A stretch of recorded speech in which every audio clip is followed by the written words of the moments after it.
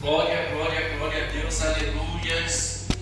Bendito és tu, Senhor, em toda a terra. Muito obrigado, Senhor Jesus, por esse momento, Senhor, em que nós estamos congregados, Senhor, em unidade a Deus, em pensamentos ao Senhor, buscando do céu, Senhor Jesus, uma resposta, buscando do céu, Senhor, um milagre. Eu peço ao Senhor que use a tua serva, Senhor, pastora Anise, como canal de bênção, Senhor, instrumento vivo nas tuas mãos, Senhor. Usa a tua serva, Senhor, para transmitir à igreja a tua palavra, Senhor. Aleluia. Usa a tua serva, Senhor Jesus, para transmitir do céu, Senhor Jesus, a tua vontade em nossas vidas, ó Glória a Deus. Deus.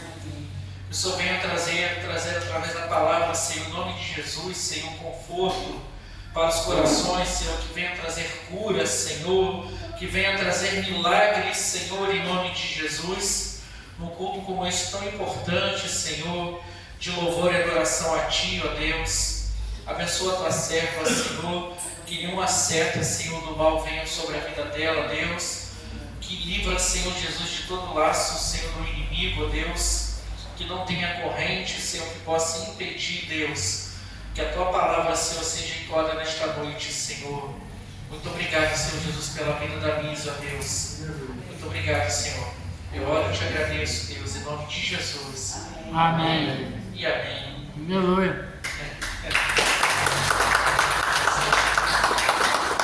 Mais uma vez eu cumprimento os amados com a paz do Senhor, amém? Hoje a gente vai brincar um pouquinho aqui, igual eu faço com as crianças na escolinha, sabe?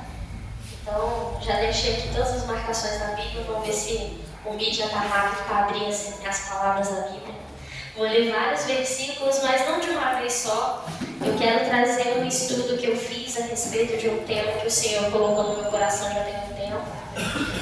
E hoje é o momento certo que Deus preparou para trazer essa palavra.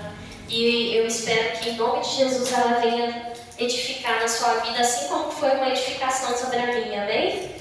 Gostaria de abrir a Bíblia lá em João 1, versículo 29.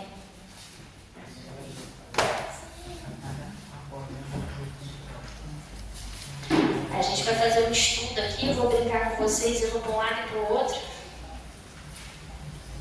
Então mantenham suas Bíblias abertas, amém? Lá em João 1, versículo 29.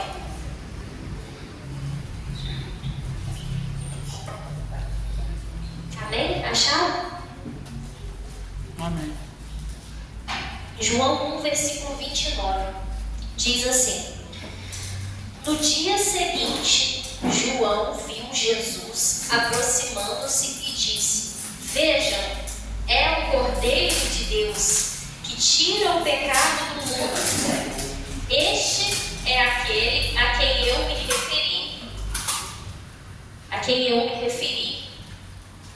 Quando disse: Vem depois de mim um homem que é superior a mim, porque já existia antes de mim. Eu mesmo não o conhecia, mas por isso é que vim batizando com água, para que ele viesse a ser revelado a Israel. Amém, amados? Só para começar até aqui. Senhor Jesus, que o Senhor cresça nesse momento, nós possamos diminuir diante da Tua presença e que o Senhor venha falar, ó Deus, aos nossos corações a Tua palavra como o Senhor preparou para cada um. Deus, eu te peço nessa noite que o Senhor venha abrir os olhos dos seus filhos espirituais para observar o que o Senhor tem a trazer na Tua palavra, que o Senhor venha, ó Deus, abrir os seus ouvidos para ouvir atentamente. Deus, eu oro para repreender qualquer impedimento do inimigo na vida de cada um nessa noite para compreender a Tua palavra. E peço a Deus que essa palavra ela venha ser lançada aos seus corações como uma semente. E no tempo certo ela venha crescer e venha trazer frutos para a Tua obra. Amém, amados? Podem se assentar e vamos começar aqui o nosso estudo juntos. Eu gostaria de falar sobre a vida do João Batista, que foi uma pessoa muito usada por Deus para poder ser o precursor do nosso Messias. E é uma palavra que eu acho linda demais e já começa com uma promessa e uma declaração sobre a vida dele desde o nascimento. um propósito muito lindo. Lá em Lucas 1, conta e inicia a história do nascimento de João Batista.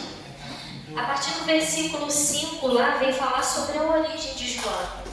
Conhecendo um pouquinho aqui da história dele, João em hebraico é falado Yohanan, se eu não falei errado, que quer dizer um significado lindo demais: Deus concede graça, ou Deus é gracioso. E esse nome é lindo porque João veio através de operação já de um milagre. Porque Zacarias e Isabel, que eram seus pais, eles não podiam conceber um filho. Eles não podiam ter filho já pelo avançar da idade deles. E diz a palavra ali no versículo 7, em Lucas 1, que Isabel ela era estéril. Então ela não podia ter filhos.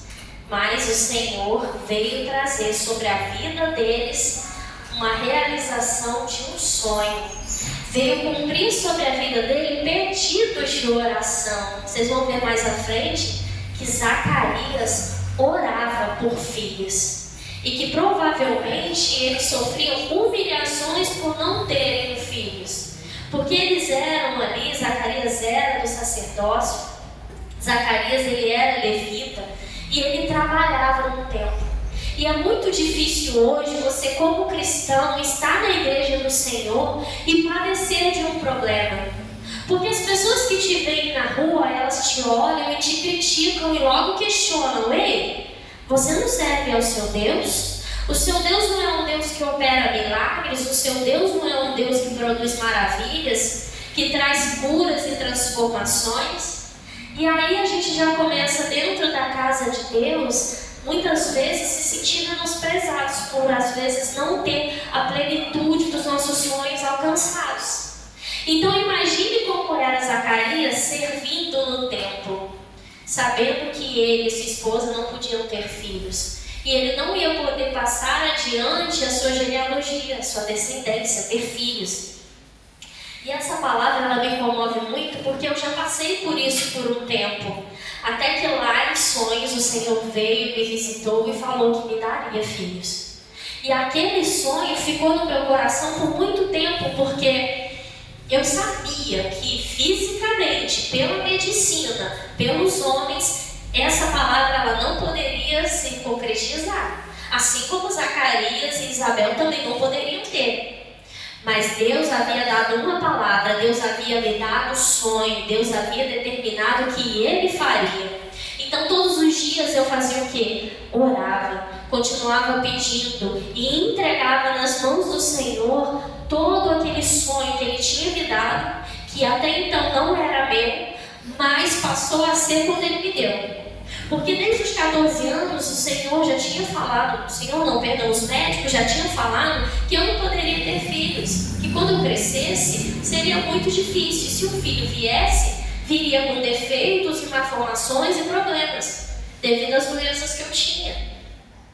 E aí quando aos 14 anos eu já ouvi aquela palavra, o meu coração ele se conformou, e eu vivi a minha vida de certa forma em paz. Porque aquilo já não me preocupava, porque assim, já que eu não vou ter, não vou criar sonhos, não vou criar esperanças. Aí me vem o Senhor, se revela a mim em sonhos e fala: você vai ter. Porque eu sou o Deus que cura, eu sou o Deus que opera milagre, eu sou o Deus do impossível. E Deus ele tem um jeitinho diferente de trabalhar e não é como a gente sonha ou planeja. Ele tem as formas dele. É como a minha mãe e meu pai sempre me falou: Deus ele complica um pouquinho. Depois que ele descomplica, é só no final que ele vai explicar por que ele complicou. E aí no meu testemunho ali de vida, muita gente aqui já sabe, eu engravidei e veio o primeiro filho. E o médico falou: olha, não vai conseguir gerar, vai ter problemas. E aquela palavra dos médicos simplesmente permaneceu mais forte no meu ser do que a própria palavra e o sonho de Deus. E infelizmente eu perdi meu primeiro filho, mas aí Deus visitou de novo em sonhos e falou: eu não te prometi, não te darei filhos, no plural ainda. E eu falei assim: Senhor, perdão, Porque muitas vezes, mesmo sendo criados dentro do Evangelho, mesmo estando dentro da igreja, muitas vezes nós desanimamos. E às vezes pensamos que Deus esqueceu de nós. E Deus, Ele simplesmente não quer mais trazer aquele sonho ou aquela promessa que Ele fez para nós. E aí, naquele momento que eu me firmei com Cristo de novo e decretei sobre a minha vida, eu creio no que o Senhor me prometeu. Não creio só que foi um sonho, uma imaginação, mas eu levei aquele sonho como uma promessa de Deus sobre a minha vida e eu comecei a viver aquele sonho. Quando eu ia no médico, eu mudei a minha postura. Os médicos falavam assim, você não vai gerar. E eu falava assim, eu vou gerar pelo poder que há no nome de Jesus. E os médicos ficavam assim, meu Deus, que menina maluca. E ainda questionava. Olha, a médica ainda falava assim, tira isso da sua cabeça, que quanto mais tempo você demorar a desacreditar disso, pior é. E eu ficava, não, o meu Deus prometeu e Ele é fiel para cumprir. Então eu quero profetizar sobre a sua vida hoje, nessa noite, que pode o inimigo ele querer te humilhar, pode o inimigo ele querer te envergonhar, pode mesmo até lá fora as pessoas que não creem em Deus querer apontar para que os seus sonhos, as promessas, os seus defeitos, suas doenças, e virar falar que Deus se esqueceu de você. Mas eu profetizo sobre a sua vida que o Senhor planejou, o propósito dele para a sua vida, os sonhos dele se cumprirão sobre a sua vida, sobre os seus filhos, sobre a sua casa, sobre tudo que ele almeja para você. Amém? Vocês podem receber isso? Vocês podem falar assim, eu recebo, eu creio, glorifico o nome do Senhor Jesus. Não deixa que o inimigo hoje venha atrapalhar você de glorificar o nome do Senhor, amém? Amém. E aí olha que coisa linda. A palavra do Senhor em Lucas 1,6 diz que ambos eram justos aos olhos do Senhor. Eu não sei o que eles passavam ali, não sei há quanto tempo eles planejavam ter um filho, mas como a Bíblia fala ali, eles já tinham a idade avançada. E Isabel era estéril. Não importa o tempo que você passou, o que os médicos dizem, o que o inimigo falou sobre a sua vida, não importa. Deus vai fazer cumprir os seus sonhos. Deus vai fazer cumprir sobre a sua vida um propósito. E saiba que todos aqui têm um propósito diante de Deus. Às vezes você pode não saber o que é o propósito, como Zacarias não tinha recebido uma palavra de profecia. Deus não tinha falado para ele sonhos ou profetizado que ele teria um filho. Ele já estava de idade avançada até aquele momento. Mas aí veio então, a partir do versículo 11, enquanto Zacarias estava trabalhando no templo, no momento em que ele ia simplesmente fazer ali uma oferta de incensos na casa do Senhor, que era de costume o que os levitas faziam, apareceu para ele um anjo. E aí no versículo 12, quando Zacarias viu esse anjo, ele se perturbou, ele ficou assustado. E aí o anjo do Senhor fala para ele assim no versículo 13: não tenha medo, Zacarias, a sua oração foi ouvida. Então o que a gente pode observar até aqui é que Zacarias pedia ao Senhor, e ele pedia por um filho. E Isabel, sua mulher, dará a você um filho, e você lhe dará o nome de João. E quando Deus ele promete, ele entrega a bênção por completo, ele ainda dá o nome, porque ele vai cumprir sobre a sua vida.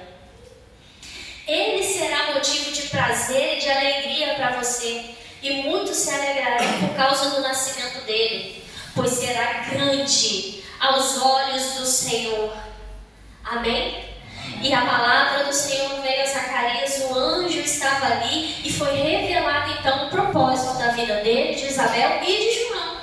O propósito de Zacarias então para o Senhor era gestar, era simplesmente ali dar ao Senhor a vida de João.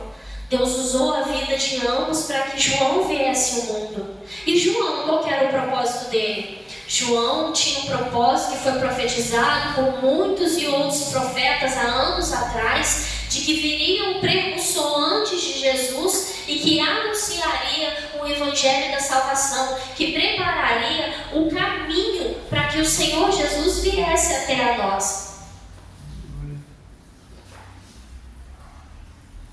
Nós podemos pegar uma lição sobre isso aqui. Zacarias não deixou de orar e ele não deixou de servir. Em todos os momentos, ele, como levita, estava no templo.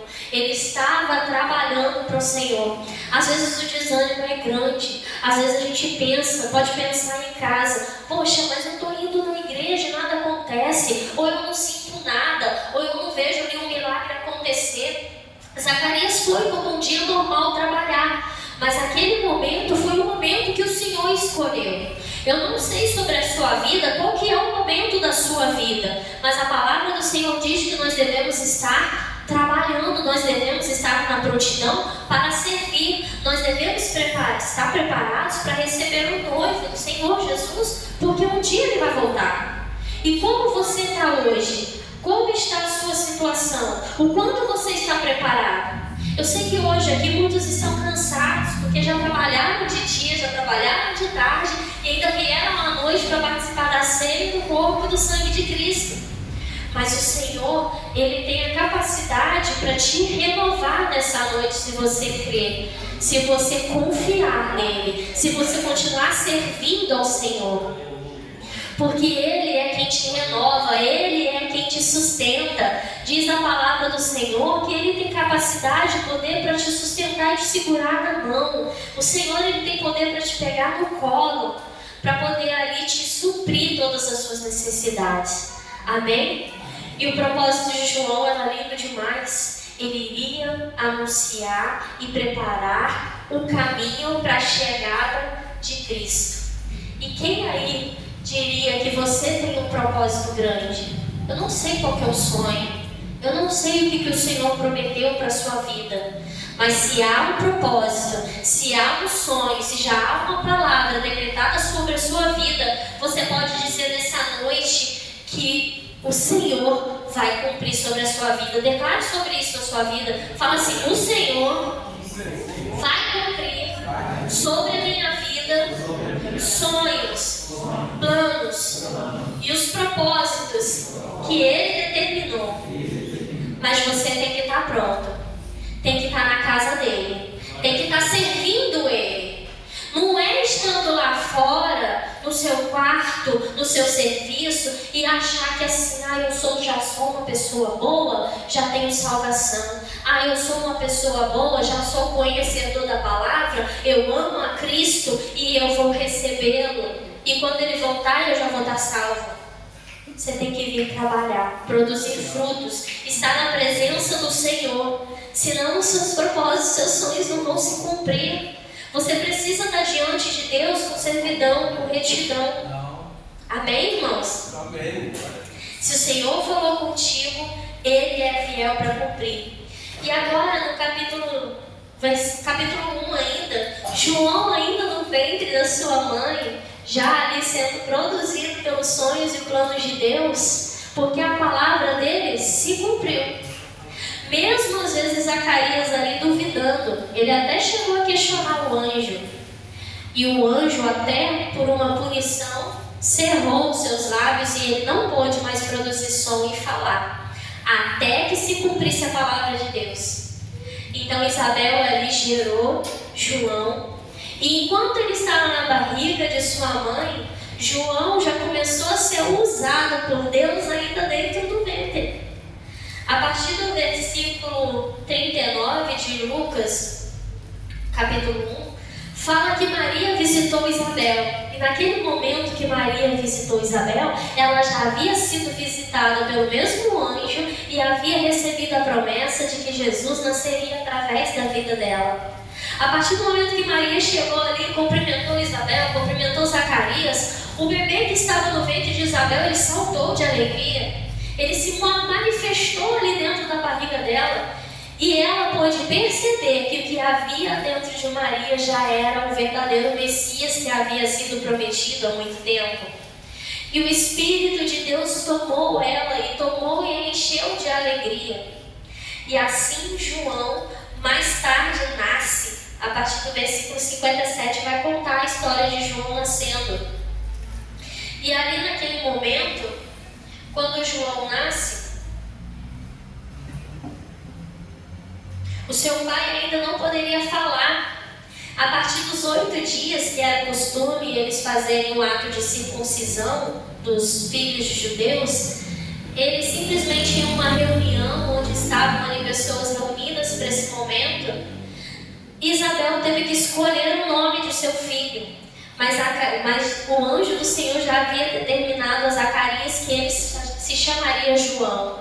E naquele momento, como um costume judaico, normalmente eles colocavam o nome dos filhos nos filhos de acordo com a sua descendência. Então aqui, se meu marido se chama Leonardo e eu vou ter um filho homem, é comum que às vezes a gente pegue nomes ali da família, Leonardo ou Herman, que é o nome do pai dele, por aí vai. Eles normalmente pegam nomes conhecidos. Só que Deus já havia determinado que seria João, que é a graça de Deus, que foi um milagre que Deus concedeu sobre a vida deles.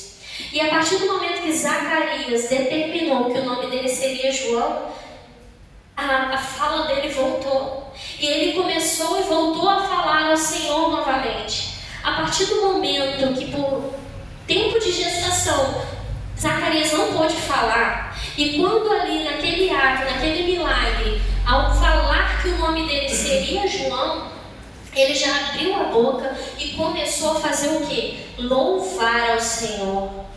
Por muito tempo Zacarias ficou calado, e a partir do momento que ele recebeu aquele milagre e que ele abriu a boca, ele começou a louvar o Senhor. O que você hoje tem feito com a sua boca? O que hoje tem saído da sua boca?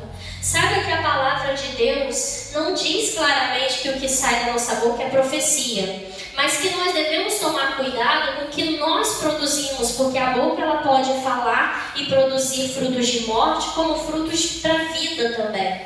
Zacarias, a partir do momento que João nasceu, ele profetizou ali a partir do versículo 76 e disse assim: "E você, menino, será chamado profeta do Altíssimo, pois irá diante do Senhor para lhe preparar o caminho, para dar ao seu povo conhecimento da salvação, mediante o perdão dos seus pecados, por causa das ternas misericórdias do nosso Senhor Deus, pelos quais do alto nos visitará o sol nascente, para brilhar sobre aqueles que estão vivendo nas trevas e na sombra da morte, e guiar nossos pés no caminho de paz."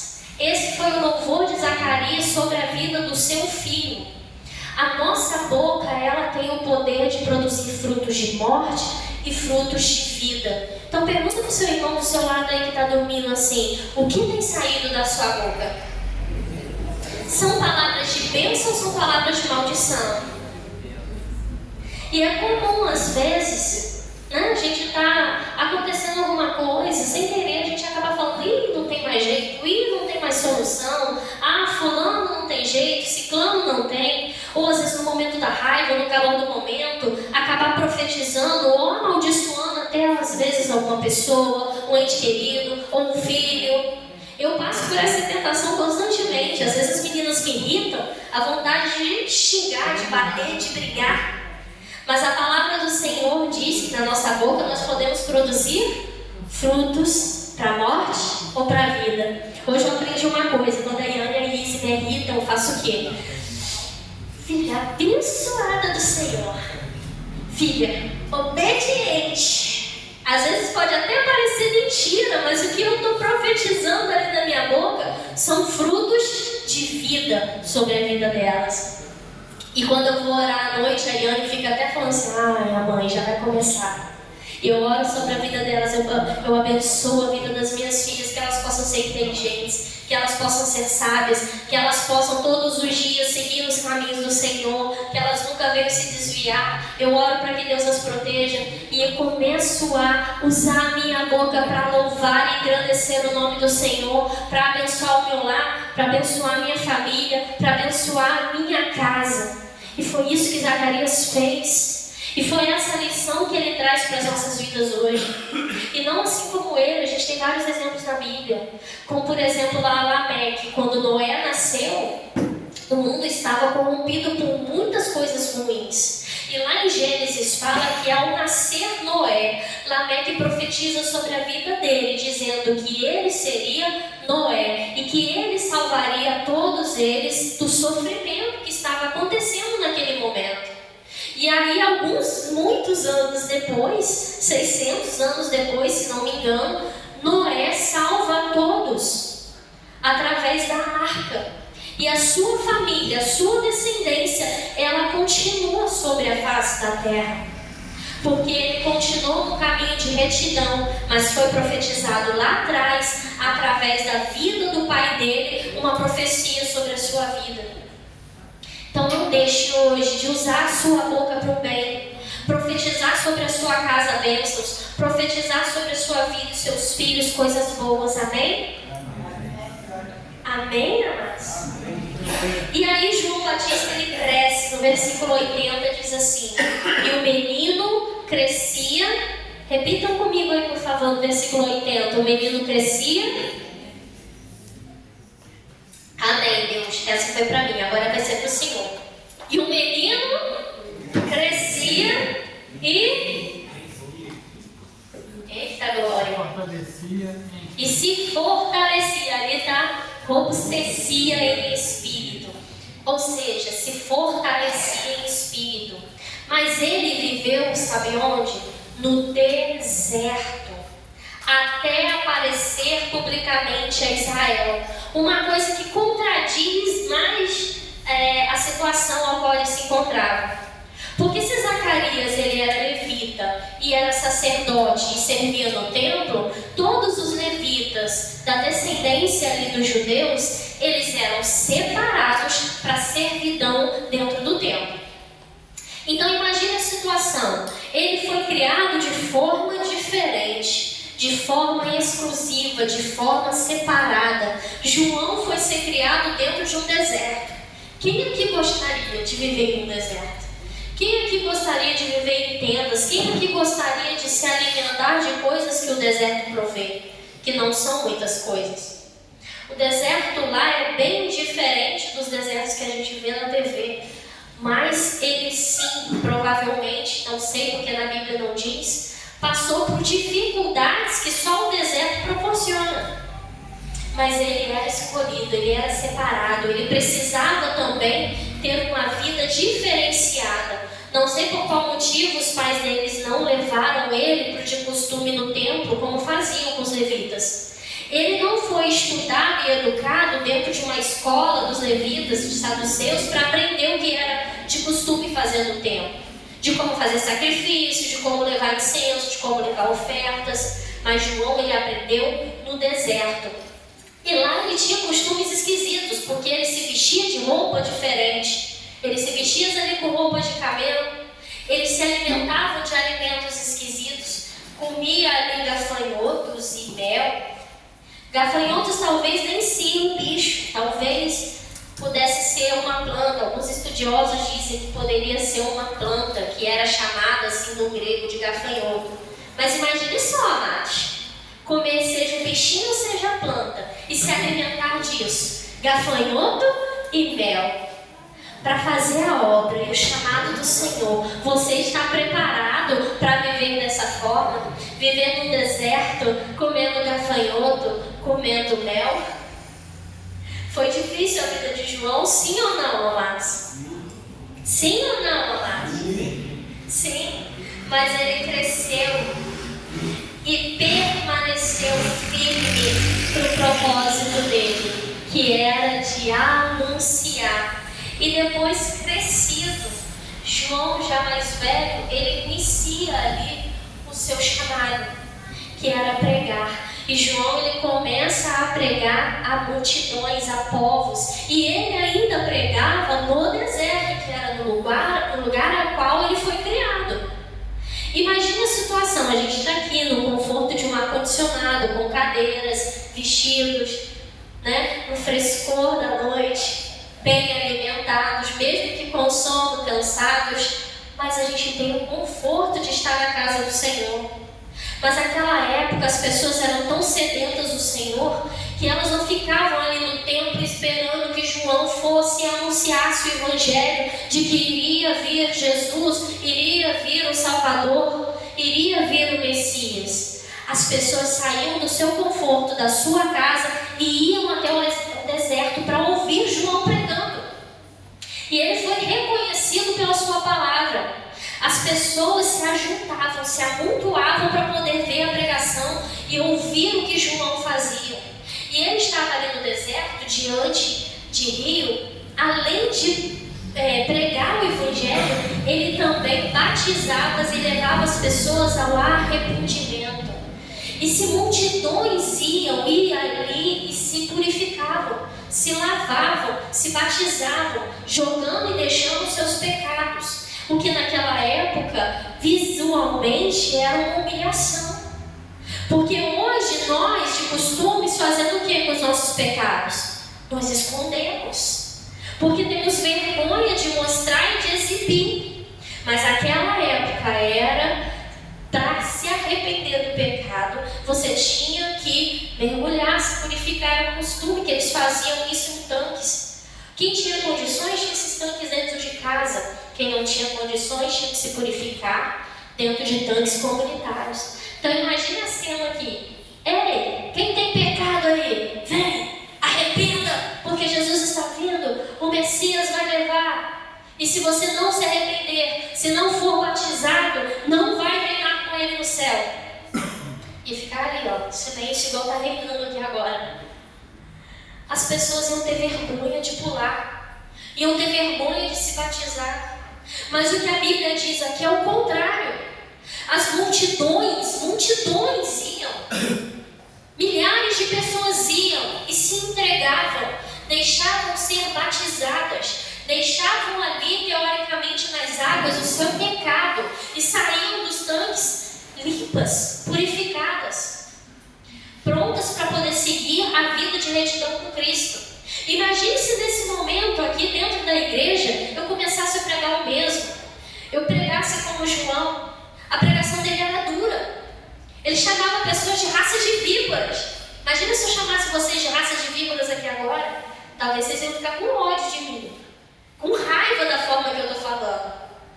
Mas a forma que João pregava era dura, era curta, grossa, seca, e ele anunciava a palavra de arrependimento. Se arrependam, porque o Messias está chegando. Se arrependam, porque pode ser que seja tarde demais depois.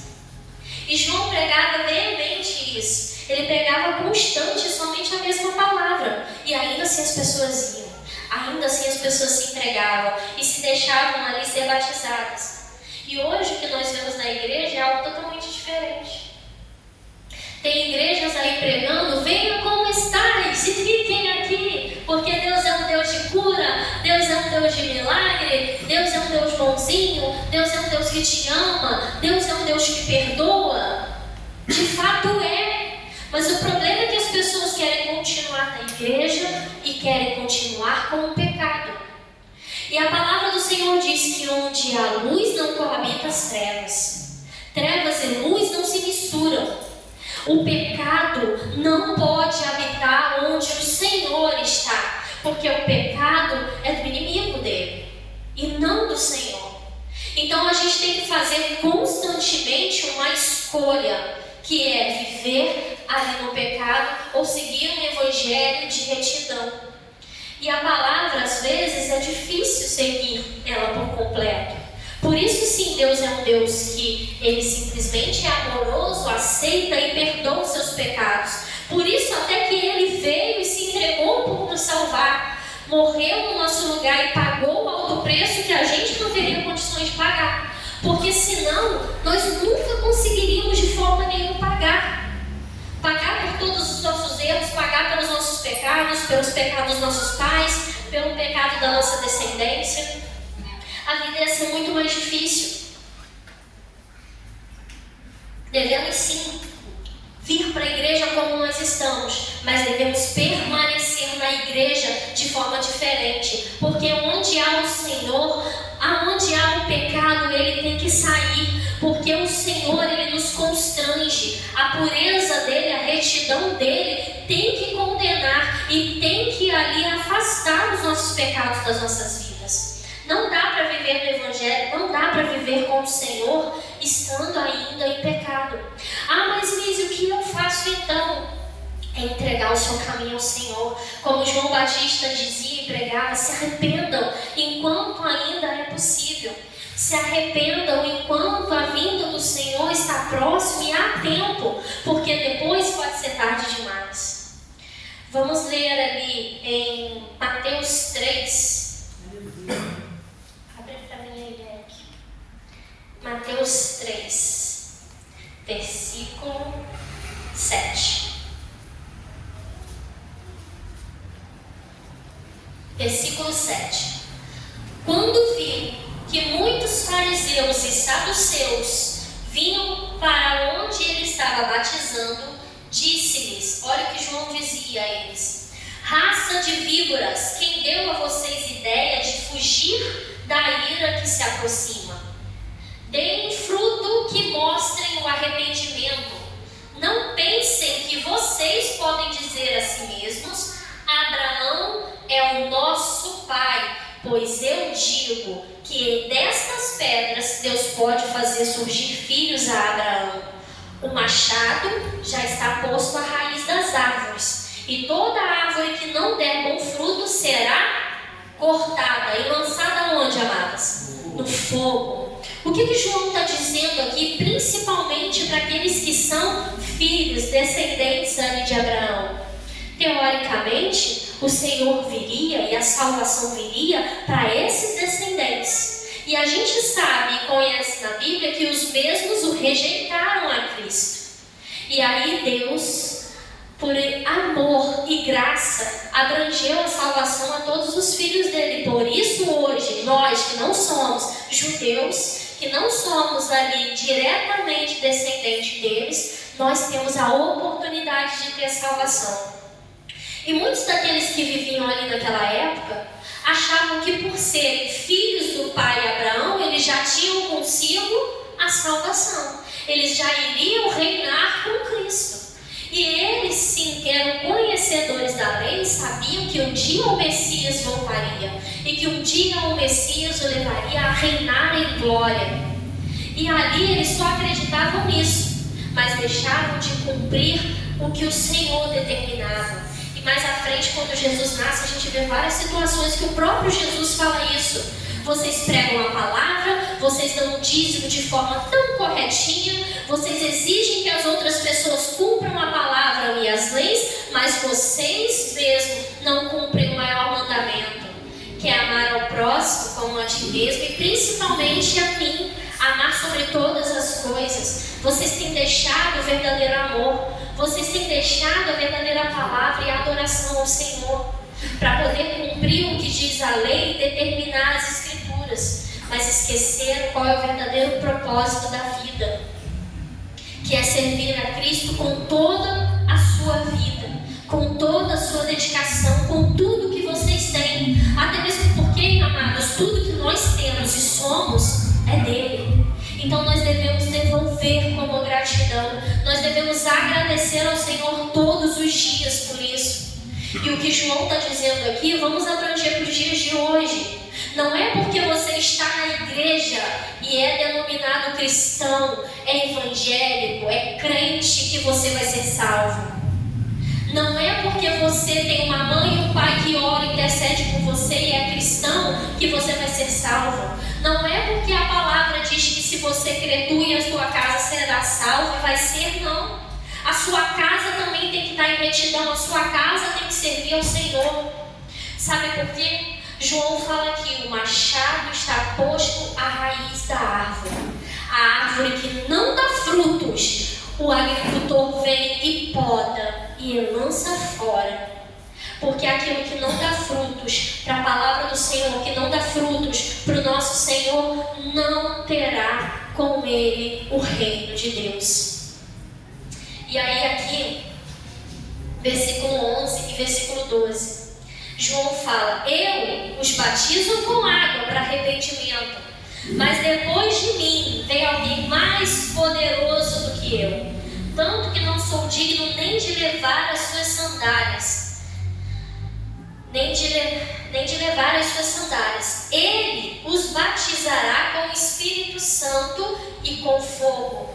Ele traz a palha em sua mão e limpará a sua eira, juntando o seu trigo no celeiro, mas queimará a palha com fogo que nunca se apaga.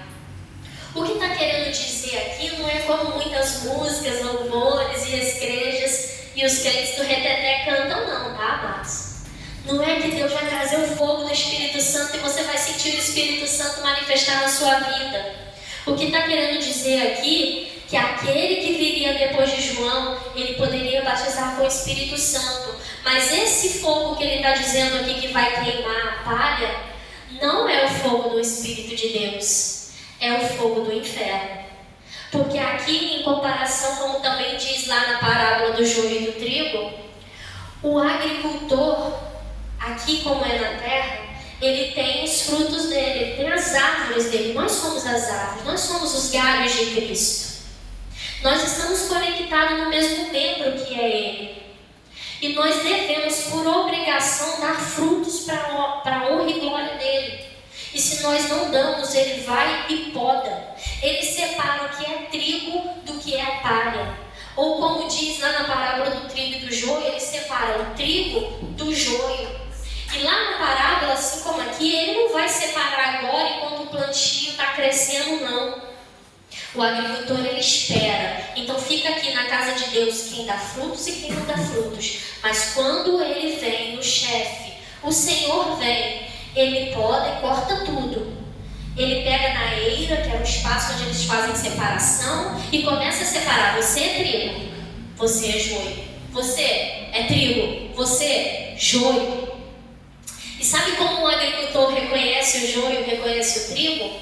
Só de olhar. Só de olhar ele conhece se ele deu fruto ou não. Porque o trigo, quando ele cresce, fica robusto e cria ali as sementes dele, sementes que são boas e agradáveis, que hoje produz um monte de coisa gostosa que a gente come. Hoje, se a gente tem um café aqui depois da igreja, com bolinho, com pão, com torradinha, tudo feito de trigo, amém, amados? Então o trigo ele dá muitos frutos bons e agradáveis.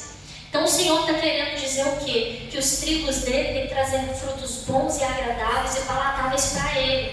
O trigo, quando ele cresce, fica robusto e cria as sementinhas dele ali. Aqui dentro, cada um desses gominhos aqui tem sementes. E como que o Senhor reconhece o que é trigo e o que é joio? Porque o trigo, quando ele cresce, ele simplesmente está na fase ali de produzir frutos, ele se dobra, ele se curva perante ali toda a pastagem. Porque os frutos são tão pesados, são tantos que pesa ali o seu caule e ele simplesmente se curva. E perante o agricultor, quando ele chega, ele vê todos os trigos deles prostrados, curvados, diante ali de tantos frutos que ele tem para dar para o Senhor dele. E o que eu quero perguntar para você hoje, se Jesus vier aqui, como você está? Os seus frutos são tantos que você se curva diante da presença dele de gratidão? Ou você está como um joio, que ali por dentro, se você abrir, não tem uma semente? Está vazio, rígido, em pé, se achando um crente, se achando poderoso porque está no meio da colheita e porque também vai ser pegado junto com o agricultor, junto com o trigo.